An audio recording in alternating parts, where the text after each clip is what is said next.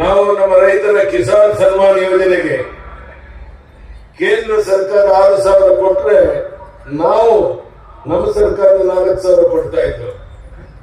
ನೆನಪಿದೆ ತಾನೆ? ಅದನ್ನ ಕಿತ್ಕೊಂಡ್ರಿ. 4,000 ಕೊಡೋದನ್ನ ಕಿತ್ಕೊಂಡಾಯ್ತು.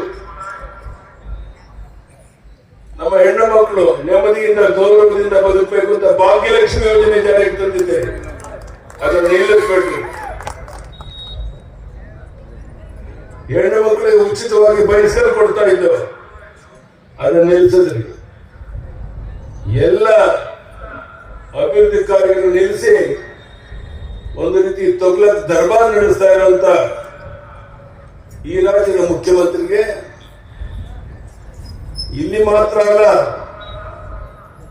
ಸಿದ್ದರಾಮಯ್ಯನವರೇ, ದಾವಣಗೆರೆಗೂ ನಿಮ್ಮನ್ನ ಮನೆಗೆ ಕಳಿಸ್ತಾರೆ ನಿಶ್ಚಯ ಆಗಿದೆ. ದಾವಣಗೆರೆಗೂ ಮನೆಗೆ ಹೋಗ್ತೀರಾ, ಬಾಗಲಕೋಟೆಯಲ್ಲಿ ಮನೆಗೆ ಹೋಗಿ ಆಗಿದೆ.